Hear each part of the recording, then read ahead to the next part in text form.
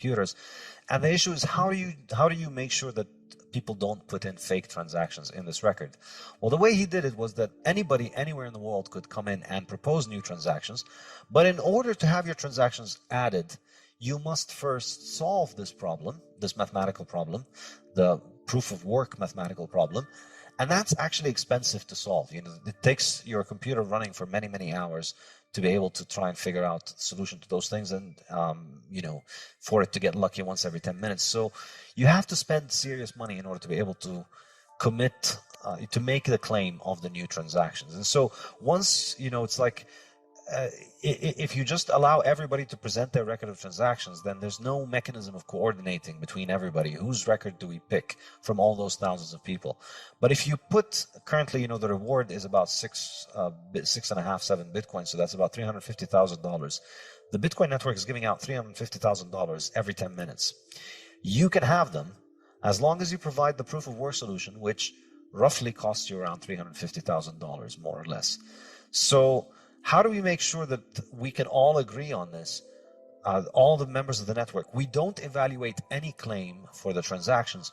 We only evaluate the claim that has done the work and that has spent the money. So why would someone make that claim then if it's so difficult? What's the advantage to that? You get $350,000. You get 6 or 7 Bitcoins. And how is that related? That's the mining process. That's the mining. That is the mining process. That Yes. is the mine. Okay, good. Okay, Exactly. now I got it. That's the mining process. Exactly. So to mine new Bitcoins, you have to solve that problem. So this is why it's portrayed as mining. It's like those computers are digging in the ground trying to find the solution of the mathematical problem. It costs money to be able to arrive at that solution, on average around $350,000 currently at current prices. So that's in order to be able to make a claim to get that, you know, your claim doesn't get looked at unless you've solved the problem.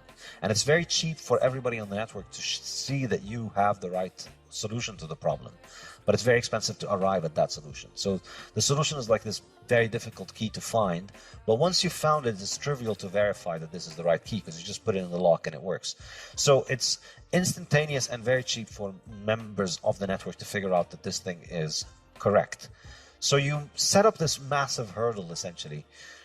If anybody wants to come and get this reward, they first need to spend... Why wouldn't they just buy Bitcoin? It seems to be a lot simpler than mining it. That if it costs $350,000 to make $350,000, why bother with the mining? You know, you said it rewards more efficient people. Exactly. The short answer is if you have a way of securing electricity at less than 5 cents per kilowatt hour, then you should get into Bitcoin mining business, which is, you know, lower than most rates everywhere in the world. So if you have a source of energy that is isolated from the grid, or if you have a cheap way of securing energy, then Bitcoin is a great way. Mining Bitcoin is great, but for the most... So does that mean that Bitcoin is a very good way of moving resources from places that can produce electricity very cheaply to other places where electricity is more expensive? Does that actually make the electricity, the cheap electricity, it makes the cheap electricity much more valuable? Absolutely. It's this is weird. That's a weird thing. It's very weird. I think it's going to have a very profound impact on the global energy market because for the first time in history, we have a way to sell energy that is location independent. So a lot of places in the world have a lot of energy, but it's very expensive to get that to the population center. So the north of Canada has an... So you don't need wires. Exactly. Jesus, that's weird. That's a really strange thing. Yeah, to get electricity from the north of Ontario to Toronto needs a lot of wires, or you need to, you know, if it was gas, you need to put it on tankers or on trains or in pipelines. All of that stuff is pretty expensive. But with Bitcoin, you just need an internet connection. You take the Bitcoin miners to where that energy is, and then you can monetize that energy and turn it into Bitcoin. It's magic. So what's the net effect of that on the price of electricity worldwide? Is that deflationary with regards to electricity cost? I think so. I think this is a point that I make in the fiat standard, which is that, you know, we've had fiat subsidize all these dysfunctional forms of energy over the last 50 years that have led to the grid becoming unreliable. And we have Bitcoin, like the vigilante savior that it is, coming in and providing a global subsidy for anybody who can make electricity at a cheap rate to monetize that.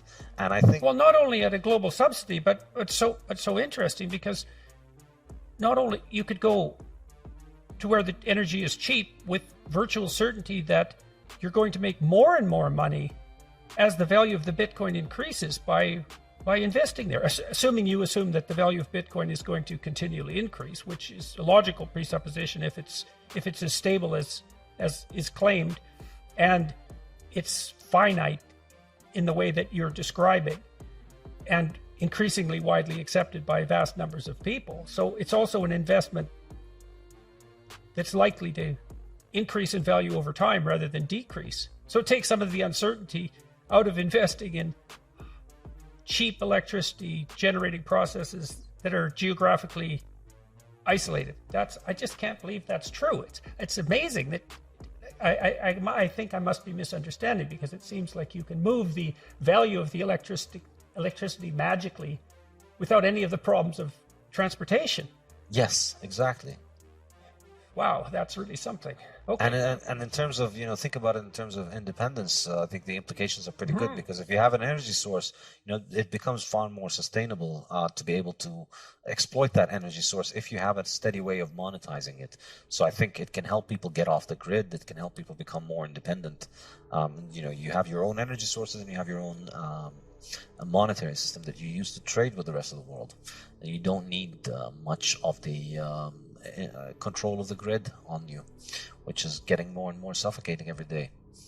Yes, and as this idea that we're despoiling the planet, and our technical activities, our industrial activities, our high standard of living, all that's immoral because we're doing immeasurable long-term harm to this pristine biosphere, like that, you can just feel the moral pressure growing there, just intensely. And Yeah, and I think it's completely ridiculous, because every action has a cost.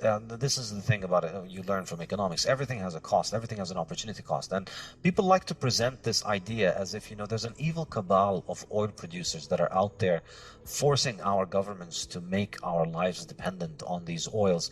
And what we need to do is to just have the political will to transition to these more advanced forms of energy that are going to save the planet. And it's just completely ridiculous. Well, people don't understand. Like, people don't understand things as simple as the fact that there's a finite amount of solar energy that falls on a square yard of territory. That at that basic level of physics, it's just, well, the sun is an inexhaustible source of energy. It's like, well, that's true, but practically speaking, that's not exactly the issue. Exactly, because what you need is the power. What you want is to convert that high quantity of energy into high power, which is a lot of energy over a small, short period of time. And to do that, this is really understanding that what humans look for is not energy, because energy is everywhere. There's sun and there's wind and all